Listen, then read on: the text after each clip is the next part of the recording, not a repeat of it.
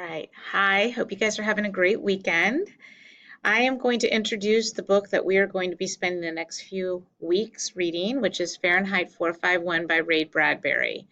And I'm going to go over some things now that I won't be going over in class, so it's really important that you pay attention. Before I go into it, though, if you did not do the 5 questions on Schoology that go with Harrison Bergeron, make sure that you go to Schoology, do that Google Drive assignment, answer the 5 questions, and hit submit. And make sure they're turned in by midnight on Sunday so that they get full credit. All right, to Fahrenheit 451 by Ray Bradbury. Make sure you come in with your books tomorrow because we're going to do a book check for points. That's easy points. If your book is electronic, then you'll just show it to me electronically. Please show me that it's a full book and not just a preview that's free, like the first chapter or something. So make sure you're showing me more into the book so that I know that it's a full book. All right, let's begin. There are several themes that we're going to be covering, that we're going to be following. I'm going to be assigning each of you a particular theme that you're going to follow, so that when we finish the book, you're going to do something with that theme. So I'm going to go over those themes with you right now. And as you're reading the book, annotate somewhere anytime you see anything that goes with your assigned theme once you get your assignments. So here are the main themes of Fahrenheit 451. Censorship causes diminished individual thought. When we censor things, we are censoring, we are slowing down, we are cutting down individual thoughts. Knowledge is power, and ignorance is suppressing. So if we keep people ignorant, then we can have power over them. Would we want a government like that, that has all the power and all the knowledge, and we're kept ignorant? If you don't want a society like that, keep this in mind. Information overload keeps people ignorant and stagnant. The more we feed and feed and feed unnecessary, trivial information at people and keep them addicted to wanting to read more, learn more, look at more, listen to more, we're keeping them stagnant sometimes.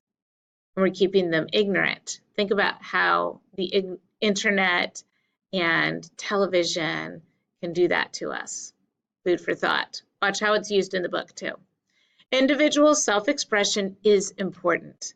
What would the society be like if we were not allowed to express ourselves? Engaging with difficult, uncomfortable thoughts and experiences is the only route to true happiness. Ignoring difficult thoughts, difficult experiences, difficult circumstances, and just ignoring them could end up giving you false happiness or little happiness. Sometimes we got to be tough, and that's seen in the book as well. And then people should take action rather than watch a society falter and crumble. And many of you are history buffs, and you can probably instantly think of a time in our society and other societies in the past where people didn't take action and society did crumble. All right, moving on. So here are the main characters that you need to know in the book.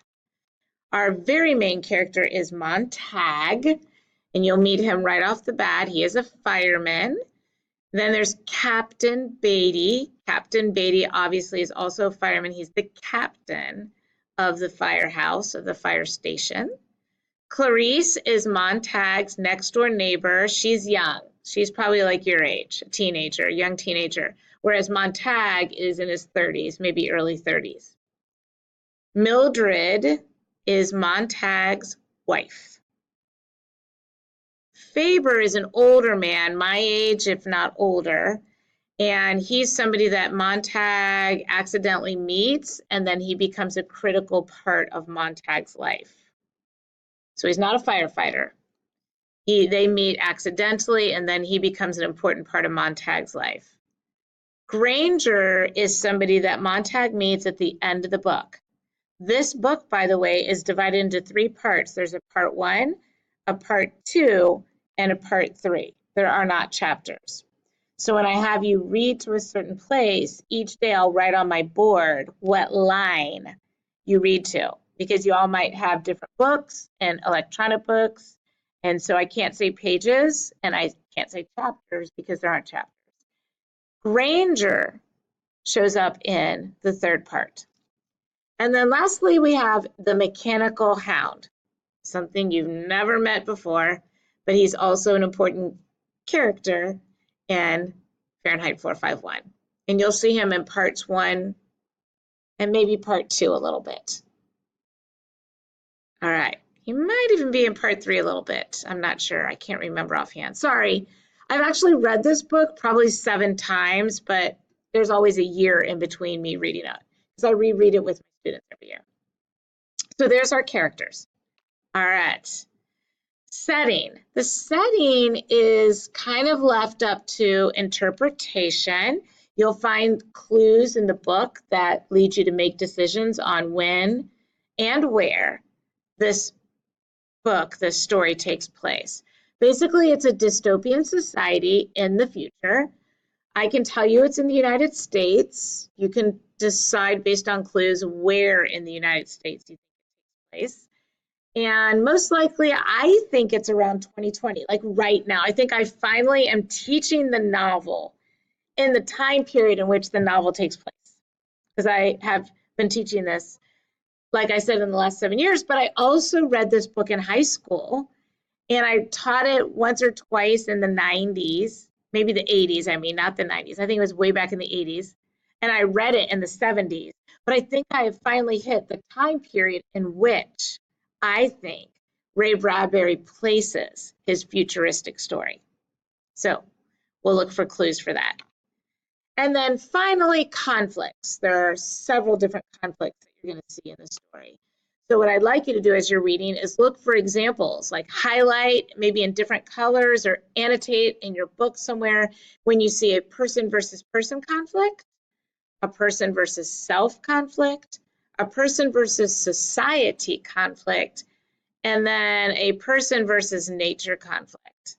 And we'll talk about that stuff in class.